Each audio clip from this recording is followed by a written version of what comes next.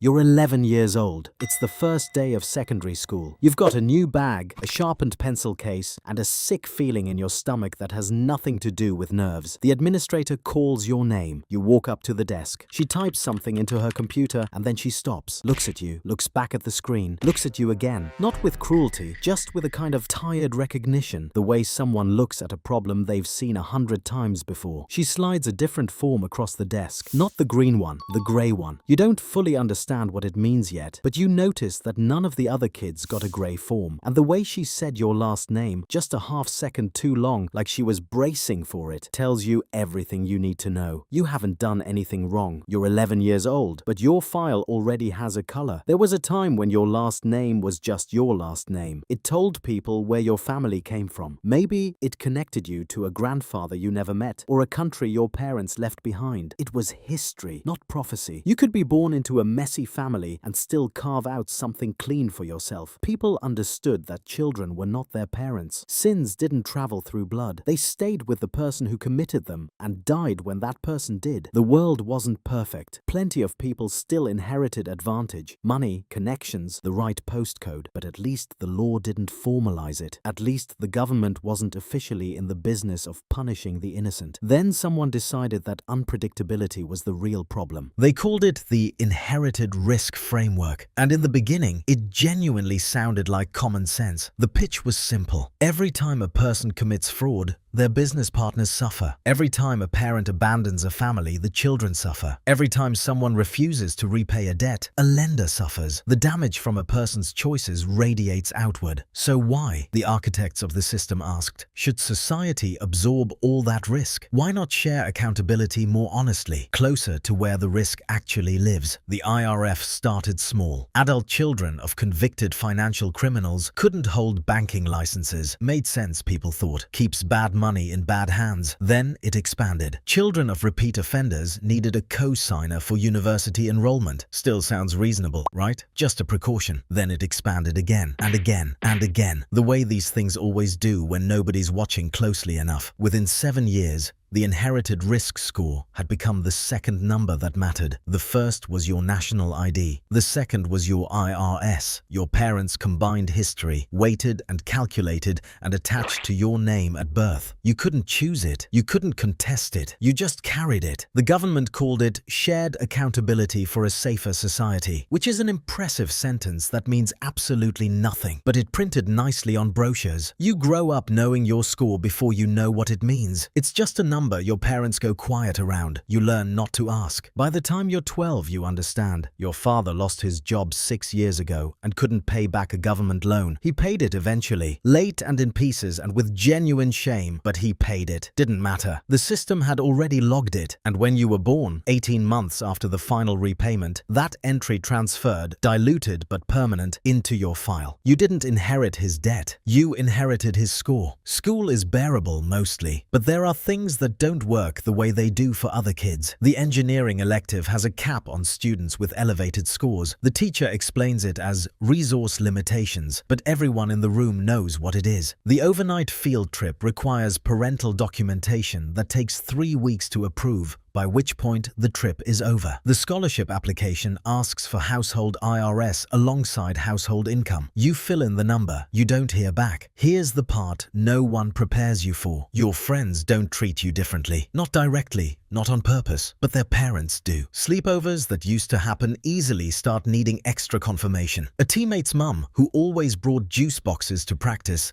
suddenly doesn't make eye contact. Nobody says anything. Nobody has to. The score has already spoken for you, in rooms you were never in, to people you never met. You're 13. A teacher pulls you aside after class. She's warm about it, careful with her words. But what she's telling you is this: the advanced program isn't open to students above a certain threshold score. She calls it a priority placement system. You nod. You walk out. You spent the rest of the afternoon in a bathroom stall, not crying, just sitting very still with the understanding that you are already being sorted. Here's what makes this particular damage so precise. You're not failing. Your own record is clean. Your grades are good. Your teachers like you. But there's a ceiling forming above your head that has nothing to do with you, and no amount of effort on your part will raise it. Psychologists call this attribution ambiguity. When you can't tell whether failure is your fault or the system's fault, so you start quietly assuming both. You work harder than anyone around you, and you still feel like you're starting from behind. You're 17. You want to study abroad for a year. Your school runs a program. 12 spots, 22 applicants. You apply with a strong portfolio and 2 letters of recommendation. You don't get a spot. A girl 2 rows behind you, who openly admits she barely prepared, does. You find out later that the program has a quiet IRS ceiling, not published, just applied. You walk home. You don't cry. You just feel something go flat inside you, like a tire losing air slowly enough that you keep driving, not realizing you're already on the rim. Now you're the parent, and this is the part that will rearrange something in your chest. You're 31. You have a son. He's 6, and he asks too many questions and he laughs too loud, and you would set yourself on fire for him without hesitation. You also know, with a clarity that keeps you up at night, that something you did when you were 23 is sitting in his file right now. It wasn't serious, a misdemeanor, a stupid decision at a party that spiraled into something legal. You served a suspended sentence. You paid the fine. You rebuilt. You have a job, a home, a life that looks nothing like that night. But the system doesn't grade rehabilitation. It just records events. Your son doesn't know. You've thought about telling him. You've started the sentence a dozen times and never finished it. Because what do you say? The reason certain doors will open slower for you is me. How do you hand a child that? How do you watch him look at you after? So you don't. You protect him by hiding from him. And that silence builds a wall between you that neither of you can see, but both of you can feel. He's 9 now. He comes home one afternoon and asks why his friend Dara gets to go on the science camp and he doesn't. You give him the answer you've rehearsed, about timing, about next year, about how these things work out. He nods, not fully believing you, and goes to his room. You stand in the kitchen for a long time after, looking at nothing. That night, he asks a different question, quietly at dinner. Dad, is there something wrong with our family? You tell him no.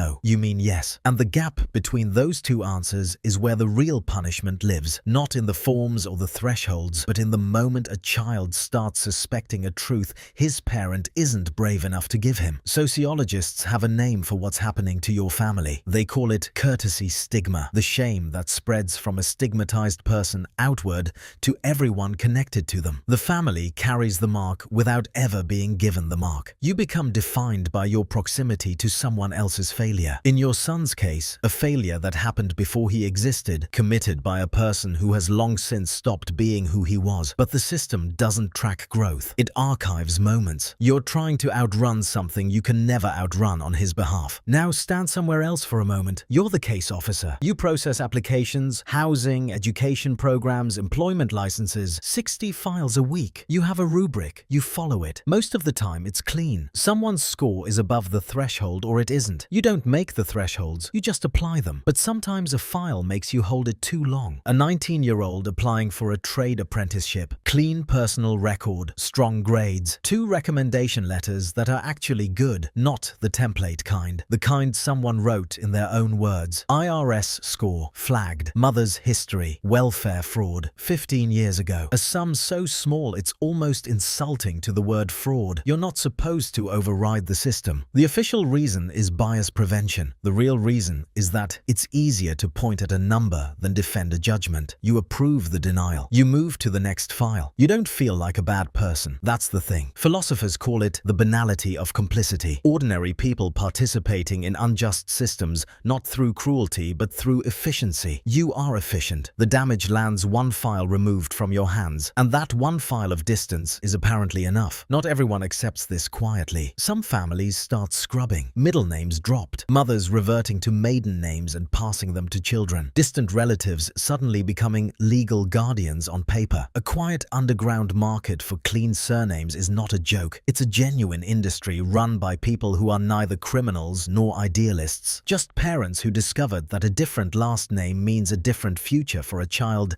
who hasn't done a single thing wrong. Some families move to the border regions where enforcement is inconsistent and the system's reach goes patchy. Communities form around around that patchiness. People with high scores and people with low scores building something informal and lateral, scoring each other on contribution, on reliability, on whether you show up when someone needs help. It works, imperfectly for a while. There's a woman in one of these communities who runs a school out of a rented hall. No IRS checks, no thresholds, just kids learning things. She has no teaching credential. But the children in her hall are the only ones in the region who still ask questions without checking first whether the answer will cost them. Then the system tightens. Score verification required for healthcare registration, for secondary school enrollment, for travel documentation. The grey form follows you across borders because the data follows you everywhere. The walls keep closing in, the communities keep shrinking, and the people inside them keep getting quieter, which is the most frightening kind of resistance, the kind that looks, from the outside, exactly like surrender. Now step back. Come out of this world for a moment.